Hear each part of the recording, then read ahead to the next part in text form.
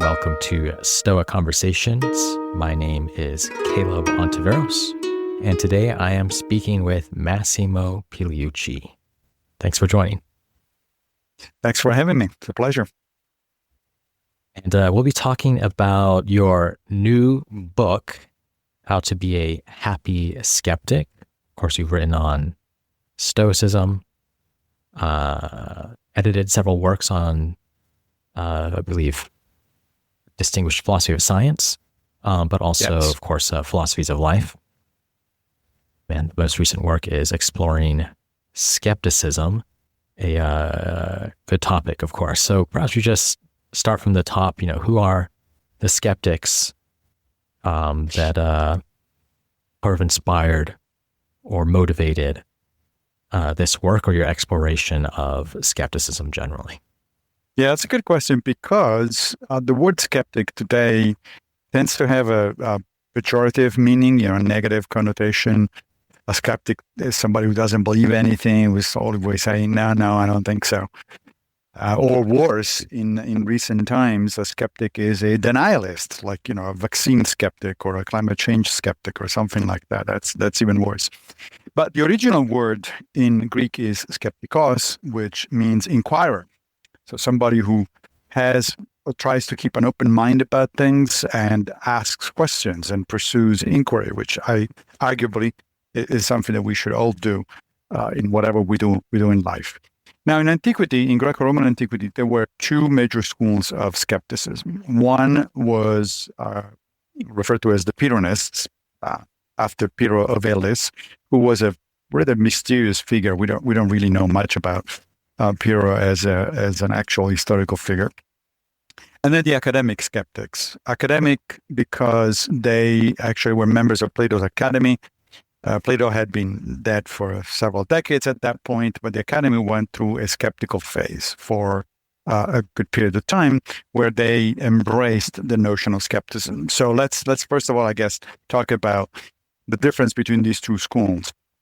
For the Pyrrhonists, I'm going to do very briefly the Pyrrhonists because the focus of my book is actually on the academic skeptics and particularly on Cicero, who was a member of the Academy at the time, or he considered himself a member of the Academy. It's not like there was a membership card. It's not like you could actually, go around and say, hey, here I am, a member of the Academy.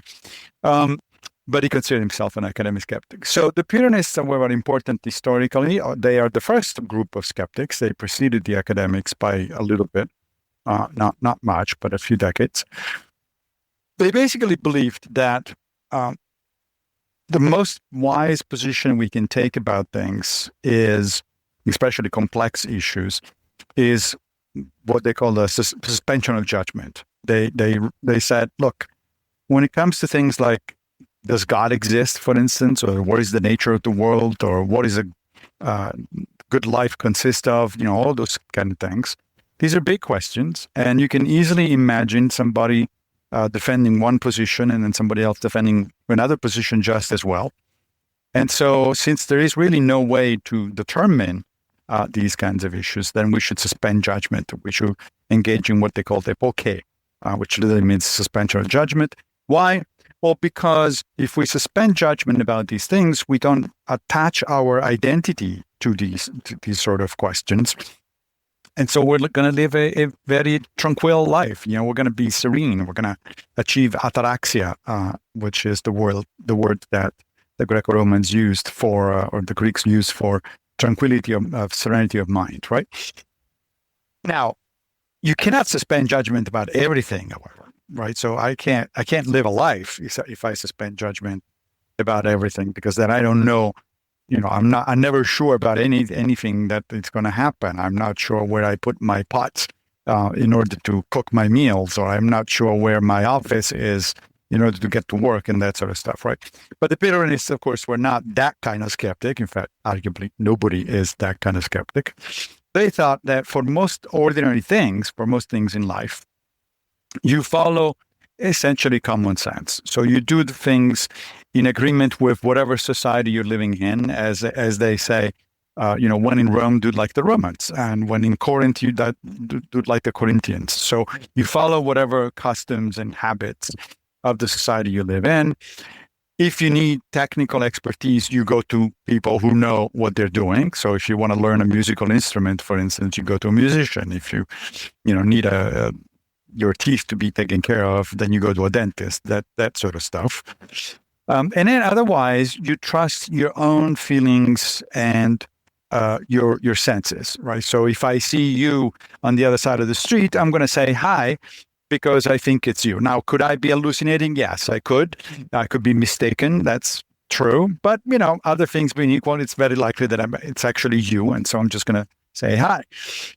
If I feel hungry or thirsty, then I eat or I drink, that sort of stuff. So for most day-to-day things, the Pyrrhonists basically behaved like pretty much everybody else.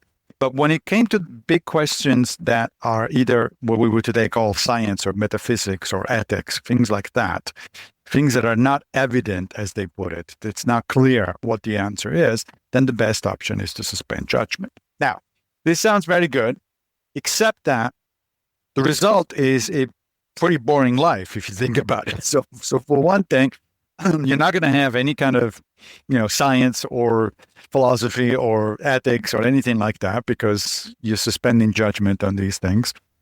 And also, there is a risk in living your life simply according to, let's say, the dominant customs of a society. What if you happen to live in a society that practices slavery? And then means it's fine. You're okay with that because you don't have any reason to question it because you're just following the customs of whatever place you happen to be in. So there's a number of issues with Pyrrhonism. So I would not recommend being a Pyrrhonist these days. However, there is a second branch of skepticism, which kind of started in a very similar way with some very similar position. The academic skeptics basically wanted to go back to Socrates. The academics were, as I said, followers of Plato. Plato was a student of Socrates, so that's not surprising. What did Socrates do? Well, he claimed not to know anything, right? He was famously the oracle at Delphi, said that Socrates was the wisest man in Greece because he was the only one that knew that he didn't know anything. Everybody else was fooled by thinking that they actually knew something. So if somebody says, I don't know anything, and so I'm going to inquire, I'm going to ask questions, right? That's what Socrates did basically all his life. He was going around Athens bugging people and say, hey, you are a general. Surely you know what courage is all about. Can you tell me? And then it turns out, of course, that most of his interlocutors didn't really know what they were talking about. So many of the Socratic dialogues end in something called aporia, that is confusion or some they don't agree on things and they say, oh, okay, I guess we don't know. So that's what the academic skeptics initially wanted to do, to go back to Socrates, get back to the roots of the academy, essentially, to practice the Socratic method, as we call it today. But then, of course, things evolve over the decades and, new people come in with new ideas. And eventually, we come to a form of philosophy, of epistemology especially. Epistemology is the branch of philosophy that has to do with the nature of knowledge, right, and the nature of truth. Eventually, the academic skeptics develop an epistemology that we today call fallibilism. That is, they figured, look, there are two major sources of knowledge that we have. One, our senses. We just look at things, we hear things, we touch things, and so on. And two, our reason. We think about stuff. We figure out things by thinking about it. We're kind of pretty smart animals from that perspective. Now, the problem is that we know that both of those sources of knowledge are fallible. They can be mistaken, right? I can look at something, think that it is you, let's say, crossing the street, but I could be mistaken. I could think about something. I could try to derive, the Pythagorean theorem, the proof of the Pythagorean theorem, for instance, but I could be making a mistake. And of course, you don't know when you're making a mistake or when your senses are betraying you. And therefore, the academic skeptics concluded that we should hold to any kind of knowledge only in a tentative fashion, only saying, look, I think this is the situation. I think this is true, but I could be wrong. That position is called fallibilism. in modern epistemology, and it is in fact still today the dominant epistemological approach in modern philosophy. Now, fine, that's all right as far as it goes. But then what? What are we going to do? Okay, now not that we agree that we are fallible, so what? How are we going to proceed in life? And that's where things get really interesting. Because one of the academic skeptics, a guy named Carneades, who was the head of the academy for a number of years, a little before Cicero was alive, Carneades said, okay, well, we can do better than just say that we could be wrong. We could try to figure out if it is likely that we're wrong or not. So we can introduce this kind of a almost quantitative scale. And he said, look, there are certain things that we might think they're true, but barely. Like we don't feel very strongly about it. And therefore, we're not going to put a lot of stake into that sort of stuff. So for instance, I might say, look, I'm in Turin right now, and looking at the weather, it's likely that it's not going to rain later today. But I don't feel strongly about it. I don't really know very much. So I'm going to bet that I won't need an umbrella tonight, but I could definitely be wrong. And this maybe the prudent thing to do would be to think that it's going to be sunny and yet still carry an umbrella. So it's the kind of thing that you have an idea, but it's not very strong. Then there are situations where, in fact, things are much more convincing. You are, in fact, the word in Greek is pitanon, which literally means convincing, a degree of conviction or plausibility. So it's much more plausible. There are things that are much more plausible that I'm willing to bet much more about those things. So, for instance, I'm going to bet that the temperatures over the next week here in Turin are going to be really high. Why? Well, because it's summer and it's Turin, and I know about the climate, the local climate. So I know a significant amount of things about the situation. So I'm more confident. Now, could I be wrong? Could it be that, next week is going to be really cold all of a sudden? Sure. But the chances that's going to happen are actually fairly low. So that's two levels already of confidence that I might have about things. But according to Carneades, there are two more levels higher. So there are a number of things that not only you find convincing, but they don't actually contradict anything else you know about that topic, right? So, for instance, I know that the subway system in New York City is often, unfortunately, the trains are often delayed. Well, why do I know that? Well, because not only I have actual personal experience of these things, but I know quite a bit about how the system works. I have access to statistics about this thing. It doesn't contradict anything else that I know about not only subways, but about New York City and government and all this. So I'm very confident that chances are that the train is going to be late. And then finally, there is what we would today call scientific knowledge. So things that we are so confident, not only because they seem to be right or true, not only because they don't contradict anything else we know about that particular problem, but because they have actually been very thoroughly investigated. For instance, I'm very confident that vaccines work, other things being equal. Why? Because there's a lot of medical research that has reached that kind of conclusion. Could it be that in individual cases, they have side effects that are unwelcome or sometimes even lethal? Yes, it could. The research says so. But if I had to bet my life, I will in fact take a vaccine because other things being equal, I am highly confident that they actually work. So there are these degrees of confidence. You can apply these 4 steps to anything else, basically. So again, to summarize, you can be barely convinced that something is true. So you're not going to bet a lot of money on it, or you're not going to stake a lot on it. You can be significantly confident, seriously confident, but there is still a significant amount of doubt that there is a possibility you could be wrong.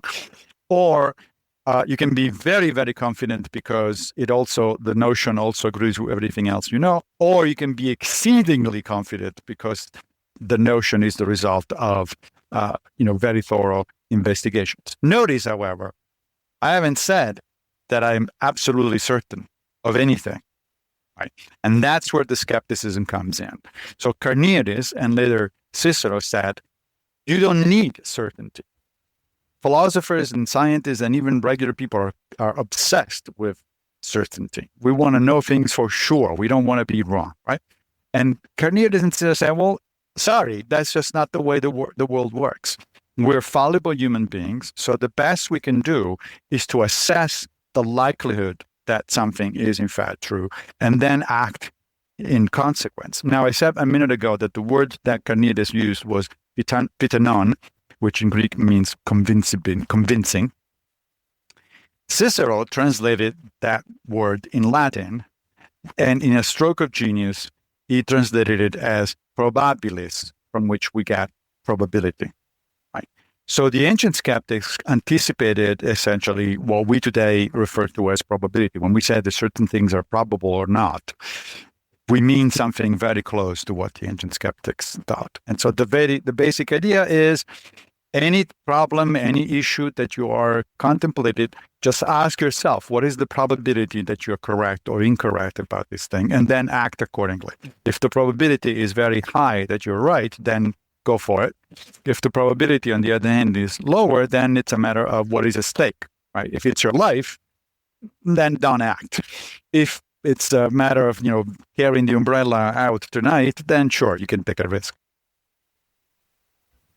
Yeah, very nice. So we start with the Pyrrhonists, are kind of almost radical skeptic, right? Yeah. They suspend judgment about everything. Of course, they allow for acting within convention, but there's a sense in which fundamentally they are the skeptics. And that has a lot of common with, of course, there are differences, but a lot of common with the Stoic attitude, especially this idea that so much of our suffering comes from our beliefs, right? So one way to address it, and one way we ought to address it in many cases, is to suspend belief. Of course, the skeptics encourage that, but the Stoics do that as well, though they do not go as far. And there are some reasons to be a radical skeptic, but the academics come along and say, look, we can say more than just you should suspend your beliefs. And right. Indeed, it's a little bit too much to say we should do that just across the board, but we should draw finer distinctions, and that is a worthwhile thing to do in itself, but of course gives us the ability to progress epistemically, make epistemic progress. Even if you can't say that we've acquired certainty about an issue, we can acquire enough confidence or be persuaded sufficiently such that given the circumstances at hand, we're warranted in acting. And that's often what we're looking to do, right? That's exactly. So you can make a decision. That's exactly right. Yes, that's right.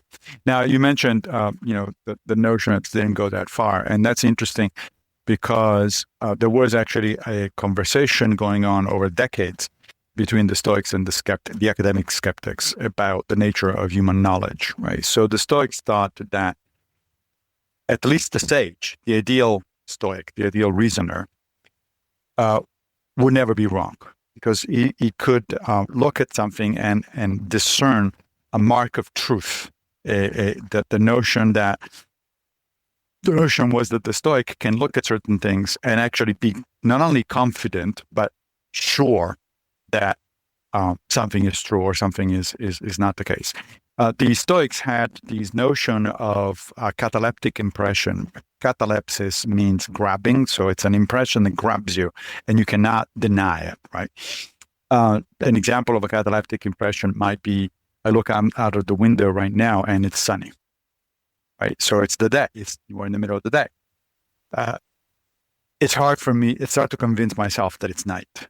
If I were to say, no, I'm mistaken, actually, this is actually night. It's like, no, I can't do it.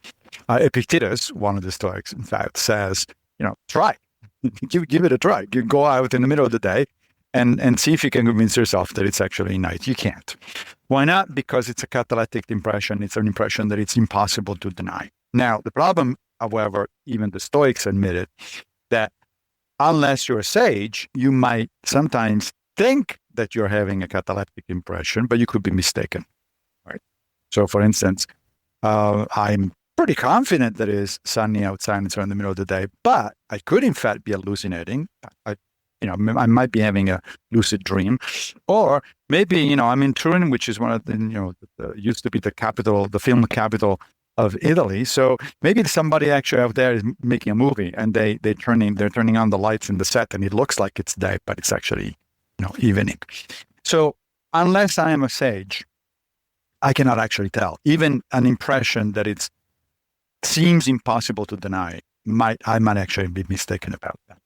Only the sage will be able to tell the difference between a true cataleptic impression and one that is not. The skeptics responded, baloney, this is not going to work. Not even the sage can do that, because there is no mark of truth in the impressions. The world doesn't come with labels intrinsic in the impression that say true or false. The world is what it is out there. They didn't deny that there is a real world out there, that there is an actual thing that is mind independent, that exists even if the human mind is not concerned with it, or even if human minds didn't exist. But what they did deny, the skeptics, was that there is any kind of mark of absolute truth that comes from the world itself. All we get from the world is a series of raw data, that we would say today. And then it's up to our minds to interpret those data. And the mind can make mistakes. Even when it might seem like it's near impossible, we can still make a mistake. We can still hallucinate. We can still, confuse one thing for another, and so on and so forth. So this discussion between the Stoics and the Skeptics went on for quite some time. And at the end, the two positions, the two schools kind of converged on similar positions. That is, on the one hand, the Skeptics agreed with the Stoics that sometimes it looks like you have a very, very high level of confidence about certain impressions. It's reasonable to have a very, very high level of confidence. And the Stoics agreed that, yeah, probably even the sage is never going to be mistaken, because otherwise he's not a sage. But most of the times he's going to suspend judgment, because he's not going to be able to discern a real cataleptic impression. So now, why is this important? Because it makes a difference. It's not just a sort of a philosophical discussions among people who are somehow interested in the intricacies of epistemology. It makes a huge difference from a psychological perspective if you think you have the truth with a capital T, as opposed to being open to the possibility that you're wrong. I mean, look at the kind of society we live in today, right? That we live in an increasingly polarized, at least in the United States, polarized society where everybody seems to think that they're right. And not only the other side is wrong, but they're evil. They're really awful, or they're stupid, and so on and so forth, right? Well, it takes a high degree of confidence to arrive at that kind of judgment. You must think really highly of yourself to conclude that the other side is not only wrong, but either evil or stupid. The skeptics would say, calm down, slow down. It's actually possible that you are the one that is mistaken, and you should be constantly reminding yourself that that is the case. And what that does is, that doesn't mean you're going to change your mind necessarily about things, because you can still retain a high degree of confidence about things. But now your attitude has shifted. Your attitude is now that of a person who says, look, this is the best that I can come up with, but I am open to the possibility that I'm wrong, because I am fallible. I adopt a fallibilist epistemology. And so here, give me your argument, and then we'll talk about it. That seems to me a much more healthy attitude about things and about ways to interact with other people than, unfortunately, what seems to be prevalent these days. Yeah, so in a sense, the skeptics, we'll just talk about the academic skeptics now, at least that's what I'm referring to when I say the skeptics. The skeptics and the Stoics are very similar, because even if the Stoics agree we can come to knowledge, they're going to be keen to say that a lot of us don't have it. In many cases in our lives, we don't have it. But also beyond that, there's this debate about the nature of the sage, whether the sage can make mistakes and such.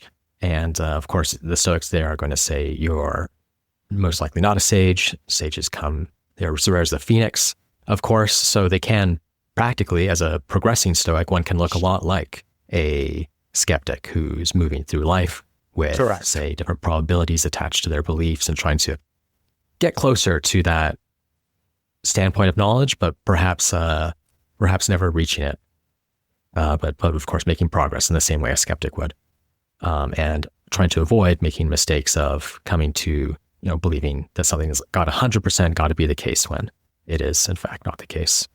But as you say, there is that difference. If we're thinking about this in terms of probabilities, the skeptics think you should never attach 100% or 0 to any of your beliefs, but the Stoics are going to say sometimes it is appropriate to do that. So there is a substantive difference there. There is a substantive difference. However, you just said correctly that there is a large degree of similarity, in fact, between the two schools certainly when it comes to epistemology, when it comes to a theory of truth. But there is also an overlap in other respects. That's why I wrote my book on Cicero specifically. Mm-hmm. Cicero was, as I said, a member of the academy, considered himself an academic skeptic. But he was also very sympathetic to the Stoics.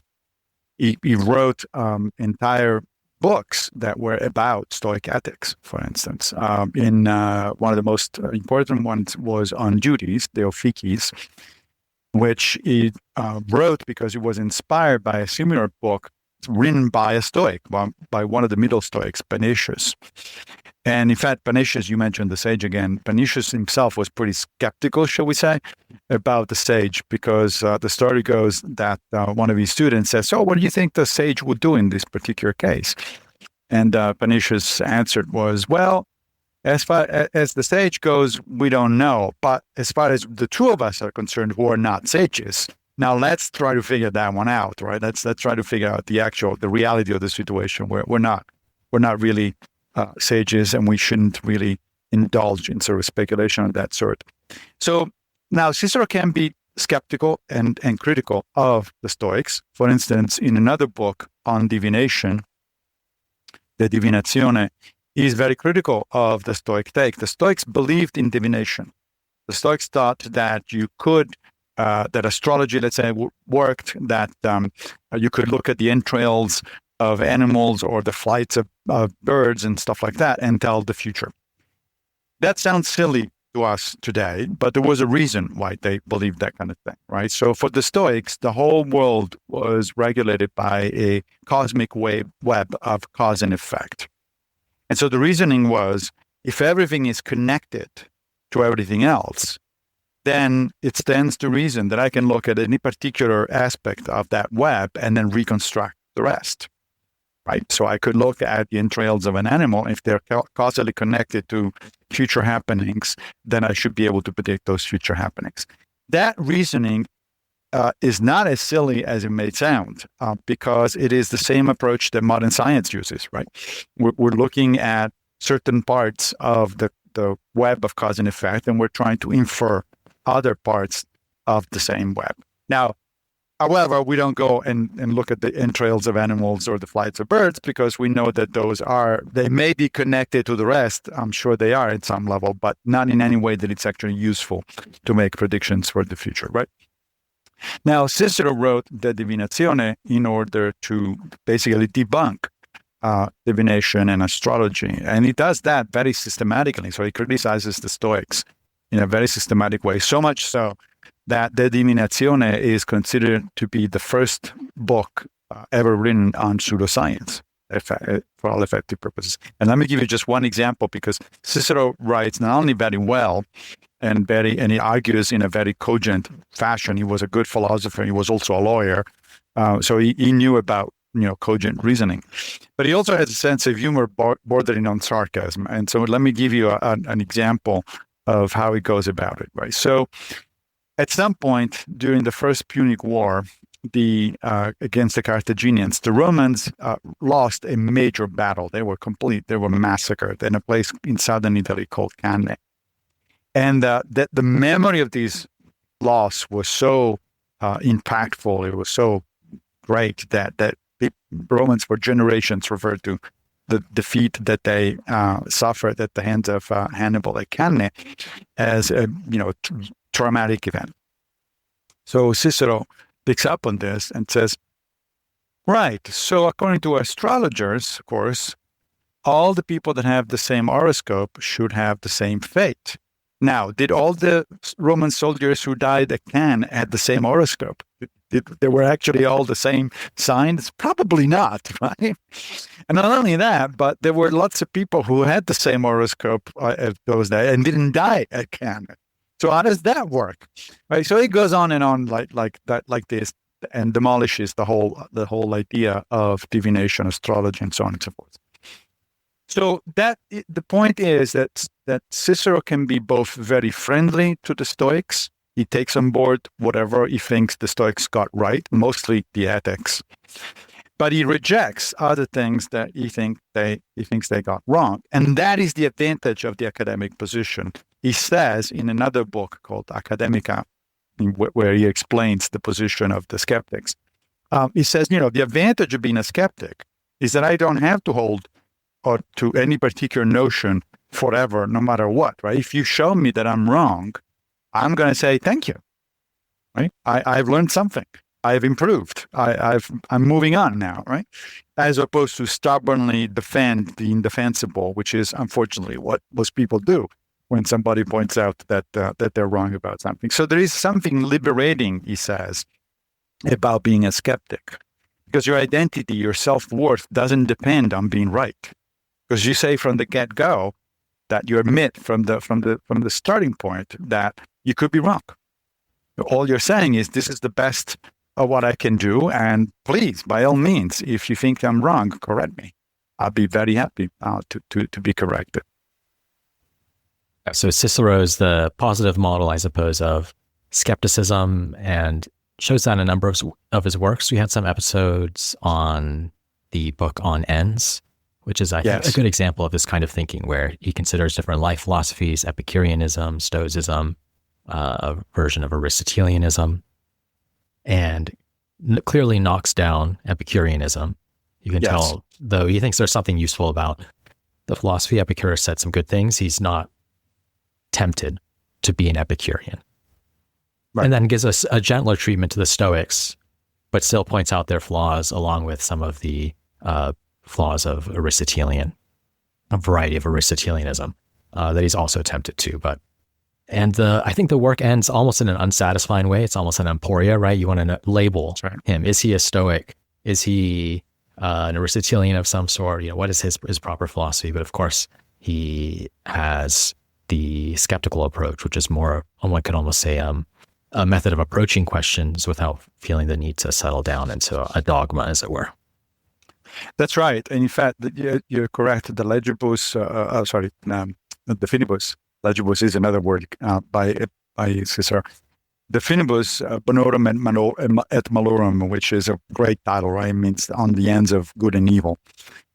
Is one of these best books, and you can clearly see the skeptic approach there, because in book 1 he defends Epicureanism, in book 2 he criticizes Epicureanism, in book 3 he defends Stoicism, in book 4 he criticizes Stoicism, and in book 5 he analyzes Aristotelianism, or some version of Aristotelian Platonism, essentially. And you're right; it doesn't end, with a satisfying conclusion if what you expect is to be told what to think, which of course is not the point of a skeptic, right? He acts really pretty much like a Socrates in that case, and he says, "Okay, we've looked at all 3 or 4, depending on how you put it, these schools. Now you have to make up your mind." You're correct that his verdict on Epicureanism is certainly stronger. He clearly does not think that the Epicureans are right, although he does find something useful about and what Epicurus thought. But you don't really get a strong sense of whether, should I be a Stoic, or should I be an Aristotelian, should I be a Platonist, right? He does lean, at the very end of the 5th book, he actually does say that he leans towards Stoicism, but it's only a leaning. It's not anything that he says, you should be doing this, because I'm absolutely certain that is the case. And you get the same treatment in other books by Cicero. Sometimes Cicero, he always uses different characters in these dialogues, right? Most of these things are dialogues. And sometimes he is one of the characters. Sometimes Cicero is both the author and a character in the dialogue.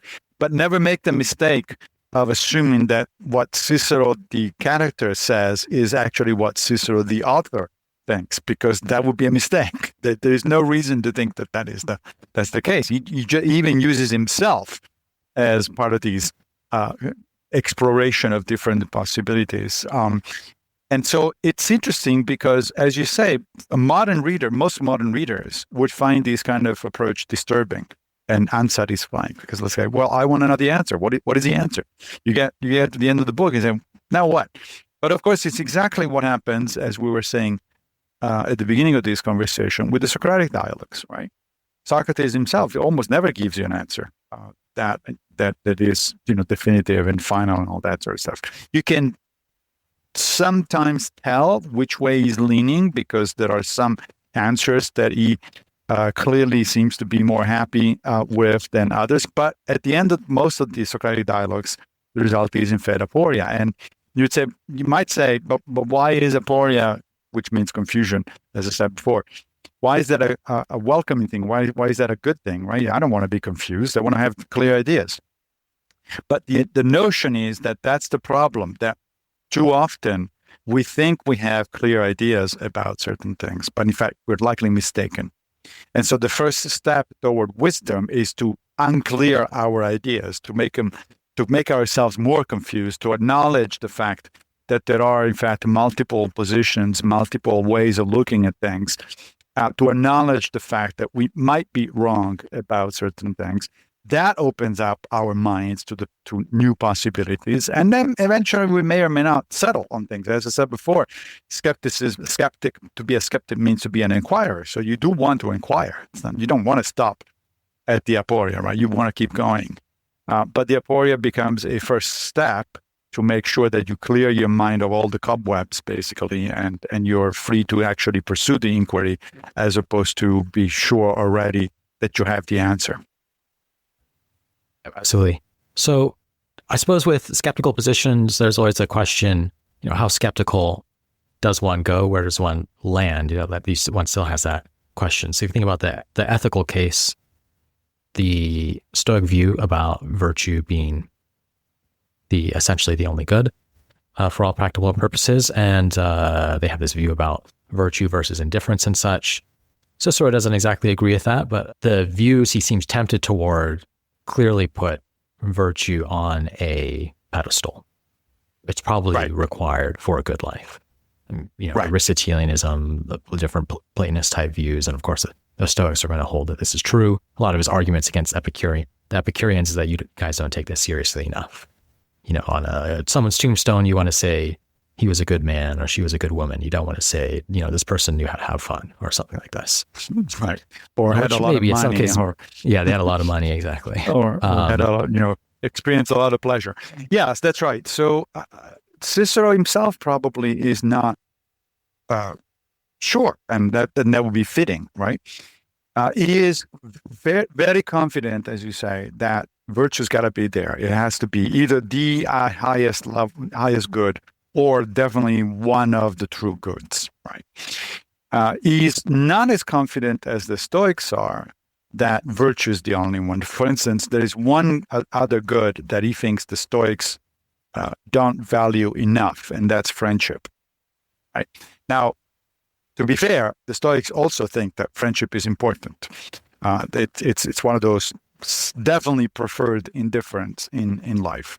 However, at least in theory, the Stoic sage could do without friends. Even if the Stoic sage has no friends at all, he's still self-sufficient. He can still live a good life, a fully ethical life. Cicero is not that convinced. He says, no, I don't think so. We are social animals. We need other people. At one point, he proposes an interesting thought experiment. He says, so imagine that somehow you could get all the goods in the world that you want.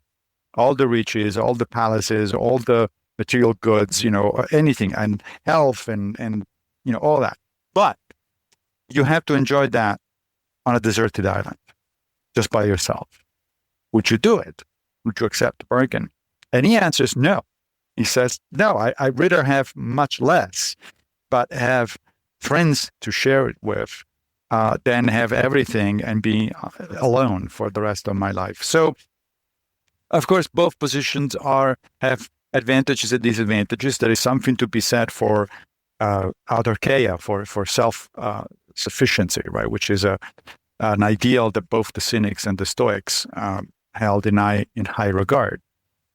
But it's hard to avoid the feeling that Cicero is striking a right chord here and say, yeah, I might wish to be entirely self-sufficient, but at the same time, my life definitely is enhanced by the fact that I have friends, especially the kinds of friends that Aristotle would call friends of virtue. That is, the kind of rare friendship where somebody is a kind of a mirror to your soul and can really help you grow as a human being and become more virtuous. So there are those disagreements, but where Cicero is definitely not going is say, okay, forget about all of this stuff. It's all about pleasure.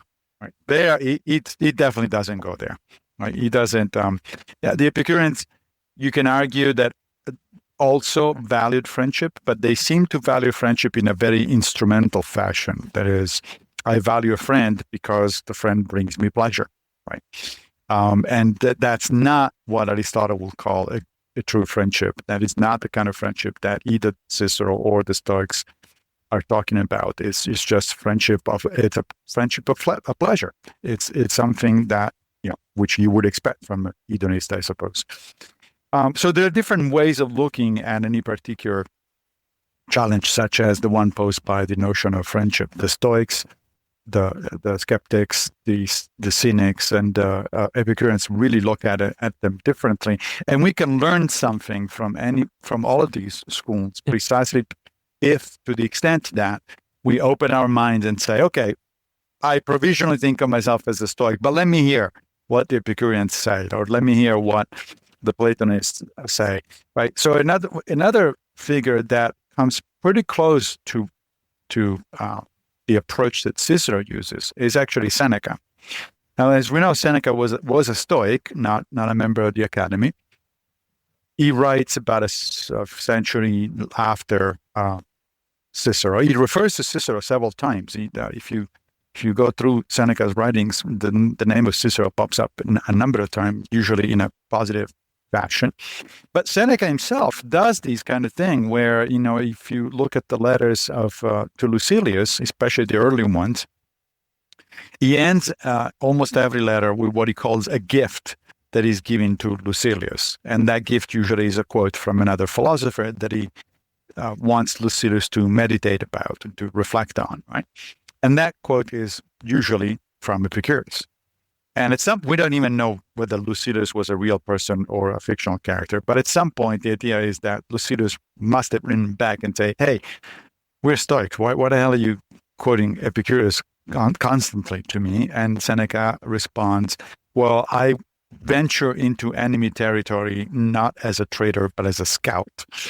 And he says, if I discover truths, the truth is the property of everyone. It's not just because Epicurus says something, it doesn't own the copyright for it. If it's true, then we can take it on as well, right?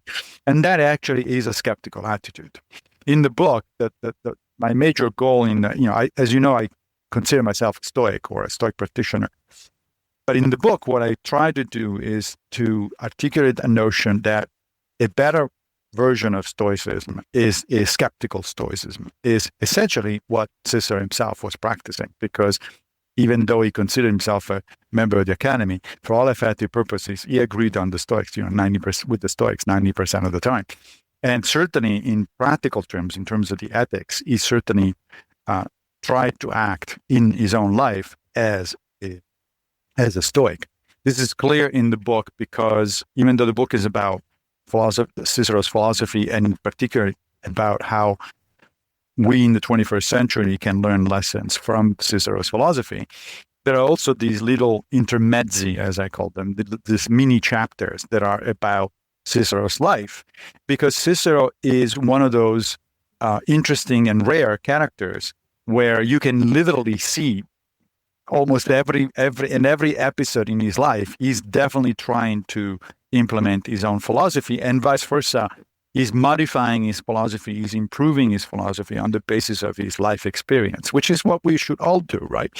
We shouldn't be dogmatic about things. No matter what happens, I'm gonna behave in a certain way. We should learn from our experiences. That's what wisdom is: learning from your experience and then trying to do better, right? And Cicero is doing this. One of the reasons I find him an incredibly inspiring person is because his life was so interesting. He lived at the end of the Republic, at the Roman Republic. He tried desperately to save the Republic from tyranny, and of course he failed. He was killed by on orders by Mark Antony, and the Republic ended a few years later at the Battle of Actium, where Octavian, the future Emperor Augustus, defeated Mark Antony and Cleopatra. So you can say, his lifelong work was in fact a failure. But the way he dealt with that failure, he was very aware that things were not going well. At the very end of his life, when there was very little hope of actually reestablishing the Republic, he started openly criticizing Mark Antony on the floor of the Senate. He gave a series of speeches called the Philippics against Mark Antony, and he knew that he was risking his life because Mark Antony did not have a good sense of humor, and sure enough, that's exactly what happens. Now, but Cicero is also a relatable character because, he can be vain, he can be not courageous in some cases. In other words, he can be a human being, right? But he also knows his own limitations. He says, for instance, in some of his letters to his friend Atticus, he says, "Look, I know that I can be obnoxious, and I always, talk about my own accomplishments." But he says, "But I have to do that because I am not a member of the aristocracy. I come from outside of Rome, and these people are not going to take me seriously unless I remind them constantly of what I've done for them." Right? He also says, "I'm not physically courageous." He says, "I understand that. I have to deal with it." But for somebody who was not physically courageous, right at the end of his life, he certainly found courage because he was trying to escape Mark Antony's soldiers and go to Greece, join his son in Athens, because his son was there studying philosophy, as it turns out. But he's intercepted, and so he stops his assistants. He says, "Okay, we're gonna stop here. This is it. This is the final stand." And he sees the soldier who's going to kill him approach him, and he looks him in the eyes and says, "There's nothing right about what you're about to do, soldier, but at the very least, make sure that you cut my head in the right way, in the correct way." And then he sticks out his neck so that the sword can cut it clean. I don't know about you, but that takes courage, as far as I'm concerned. This is not the kind of thing that you can say, "Oh, what a coward." Facing your death that way, a violent death and an unjust death that way is really remarkable. But of course, he died as physically, but certainly not philosophically. Cicero is arguably one of the most influential figures in the entire history of Western thought. He was well known to the Christians. Augustine, for instance, writes about St. Augustine, writes about Cicero, and it says that Cicero is one of the writers that actually convinced him eventually to convert to Christianity, not because Cicero was a Christian, but in terms of philosophy, Augustine was fascinated. Cicero was highly regarded throughout the Middle Ages. The Renaissance is said to have started when the Italian poet Petrarch rediscovered some of Cicero's letters and kind of made Cicero into the most influential writer in the Renaissance. He was also very well known and appreciated during the Enlightenment, and he was a major inspiration to the founding fathers of the American Republic. So we're talking about 2,000 years, literally 2,000 years of influence. And so that's why I thought it's probably a good idea for us in the 21st century to take yet another look at Cicero. Why is he so important, has been so important for 2 millennia? Why is it that he has influenced so many people that have that are still consequential to us today, because the founding fathers of the American Republic basically established the Constitution on principles that come from the alignment, but indirectly from Cicero and some of the Hellenistic schools. So it's really fascinating story, and it's time for us to sort of rediscover Cicero all over, I think. Absolutely. Yeah. Cicero is certainly worth reading. I suppose on that note, would you suggest people, apart from your book, of course, dive in if they wanted to encounter that's Cicero interesting. As he was, or yeah, it's interesting because until recently there was not much on Cicero. When I started writing this book, How to Be a Happy Skeptic, I looked around, and other than scholarly treatments, of course, which are always available, there wasn't that much out there. But now, actually, a number of books have come out, or they're about to come out. I know of a couple more that are in publication press. One of my favorite is by a colleague of mine, Vittorio Bufacchi, and it's called Why Cicero Matters.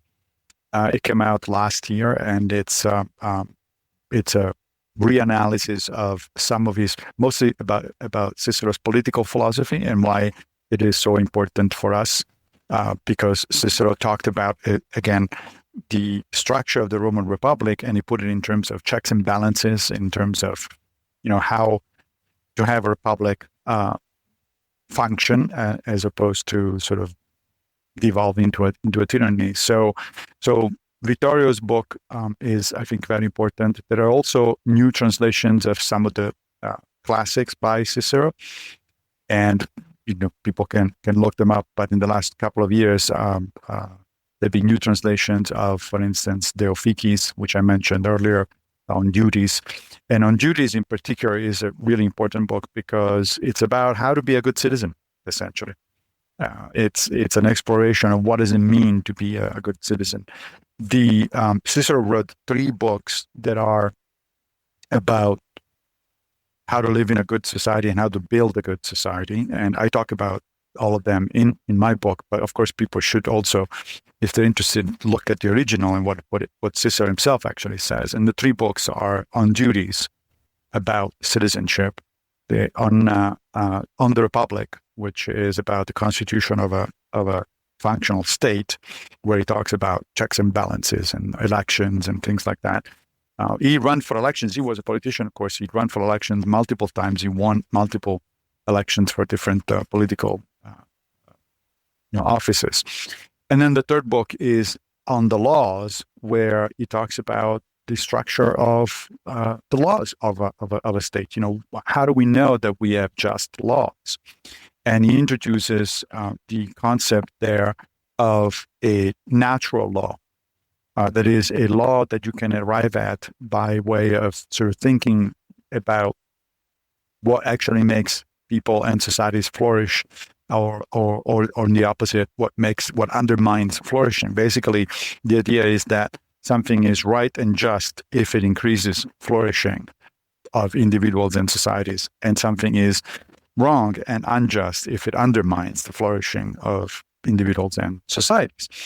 And this concept of natural law seems a little weird from the modern perspective. It's like, where does this thing come from? But in fact, we all use it. When we say of a particular law that is being passed by human beings that it is unjust, right, which we often do, where do we get the standard? On what basis do we say that a law is unjust? We're not saying simply that we don't like it. We're not saying, I don't like it, and it's not my flavor, it's not to my taste. We really mean something strong, as in there is some kind of objective reason why this thing is unjust. And Cicero explains that sense of strong justice or injustice comes from the fact that we have natural instincts for justice, because we're social animals. Now, he didn't know anything about evolution, of course, but in modern terms, we would say we evolved as social animals, and there is actually very good empirical evidence that a number of social species, primate social species, do have an innate sense of justice and fairness and things like that, including human beings. But you find the first, mention of these kind of ideas in Cicero. Yeah, Cicero, it's time for a renaissance, perhaps. And Yes. Another one. yes, another one. That's right. And there are plenty of places to dive into his thoughts, whether you're curious about these questions about philosophies of life we mentioned on ends, but of course also these conversations about politics, both from the broader sphere, how do you organize a polity, to what are my duties as a citizen. So certainly a lot to think through on these questions. They're all important. And I do think he's a good model of the philosophical life, right? Someone who is able to live both in the sphere of action and in the sphere of thought, as it were. He's an important player in developing the Roman Republic, of course, managing it through several crises and attempting to hold it together, but also uses his time, whether he's in exile or earlier in life, to take on these more philosophical questions that end up informing how he behaves when he goes back into the arena. That's right. He had this notion that the meaning in life comes out of being useful to others, essentially, which is actually a modern idea, that there's very good empirical evidence from modern positive psychology that that's about right. And he thought, if I can be a lawyer and practice law, and he was mostly a defense lawyer, then I will do that. If I can be a politician and I can be helping, statesmen, I can be helping my community that way, then I'll do that. And if I can't do either one of them, which at some point in his life, multiple points in his life, it happened because, things were going a certain way. Julius Caesar was becoming a tyrant, and therefore he shut down the courts of law, and he, of course, eliminated any kind of other political office other than his own. Well, if you can't do anything else, then you can still make a contribution to society by thinking and writing about philosophy and trying to help other people cope with whatever situations come up in life. So he was always trying to be useful to his community as a lawyer, as a politician, or as a philosopher. And that's one of the many things that makes him a really good model for us to emulate, right? That doesn't mean we all should be philosophers or lawyers or politicians, of course, but there's always a way to be helpful to other people. There's always a way to spend your time in ways that are actually meaningful and productive, not in the sense of making money, but in the sense of contributing to the human cosmopolis. Excellent. Fantastic. Anything else you'd like to add before we sign off? No, other than, of course, thank you for having me. And, just remind people that the book is out there and they can get it everywhere they can get books. Yes, perfect. It's called How to Be a Happy Skeptic. All right, cheers.